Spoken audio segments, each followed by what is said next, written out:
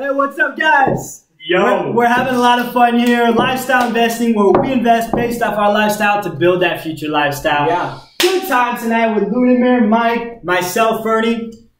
Yeah, we're here. We're excited. Dude, yeah, we've done a couple videos, man. We've learned a little about building your why. You can't get rich quick. How to lose 30 G's in 3 weeks. If you want to know, look to the last video. Previous video. One thing I want to get kind of talking about is so Ludimir invests in real estate. Oh yes. Yeah. That's a good one. So I just want to know. Bernie.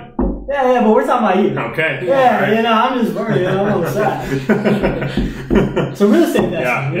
Your thoughts, how to start. There's a lot going on. Yeah, like what's going on? Oh, your experience, like just your experience overall. Yeah, experience with real estate is wow. It's gotten me so far and progressively over the last year. So let me just give you kind of a breakdown of what I've done. So in the last year, I've purchased my first home. It was in October of last year, and now I have about 3 properties. So I have a 4-plex and a single family home, and then now I have a flip in Seattle. So looking to expand quite a bit, but I mean, the journey is amazing and appreciation is crazy in Seattle. So I would highly advise everybody to invest in the market. Right now is a great time, I think. But I mean, you guys might have other opinions. But I mean, really, the market is excellent. And if you want if you want to get involved in the most lucrative business, I would say it's real estate. Right. It's something that appreciates in value every year. You can write off, as a depreciation every year for your taxes. It's cash flows every month. I mean, this is literally the best thing you can do. You can have somebody pay off your expenses, and so really, essentially, ideally, this is the best investment for the future. I really think. So concrete, all right, concrete. Well, we're simple people, we're guys, right? Yeah. We like to see actionable steps. We got we got pink collars. Pink collars, yeah, pink collars in the building. Simple.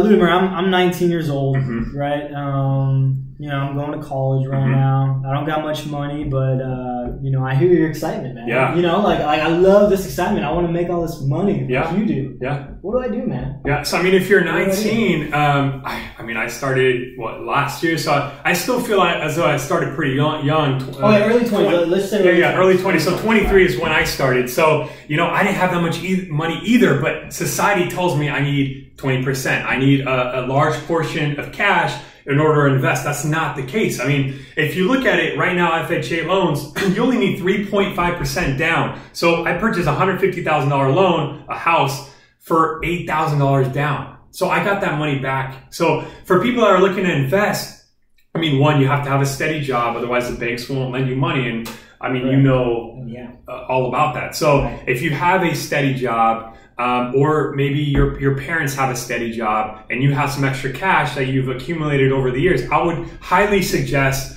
accumulating about $5,000-$10,000 and purchasing your first property for that $150,000 mark. So like single family? Single family, that's exactly that's where I started. That's why I think is a good starting point. You don't want to get into duplex, 4-plex. Those are too complex to start. Single family home. One that you can really, I look at the 1% rule. So one that you can purchase for, say, if you're purchasing a home for $150,000, you need to have a revenue of about $1,500 a month, which will be ideal. So you can cash flow, you can pay off your mortgage, and then on top of it, you have some extra money for any expenses or anything that happens in the house, utilities and such. So ideally, that's where I stand. I mean, everyone has different ideas of how they plan on investing, but that's just kind of my process, and it's been working very well for me. So okay, yeah. So obviously we kind of get out there. You don't need too much money. No, you don't. That's the first one. Exactly. Obviously, how you were talking about in videos before. You want to read some books and kind of get grounded. Yep. Any other actionable steps someone should do? Because I mean, if you think about it this way, right? If I take $5,000 and I buy some stock, right? It goes down 30% even, right? You can just withdraw it. It's not a big deal, right? No. You buy a piece of property, right? Yeah. And then 3 months later, you're like, this isn't my thing. Yeah. You can't really just like sell it, right? Well, here's the thing: essentially you're leveraging your money. You can't do that in the stock market, but you're going to lose it. Once you lose it in the stock market, it's gone forever. If you're leveraging your money in real estate and that market collapses, your plan isn't to sell that property. If you're renting the home, which that's my plan, you're still going to get, if anything, rent's going to increase in the market if the market collapses because less people can afford homes. Because interest rates. Well, right? So what I'm saying is, I think my question was more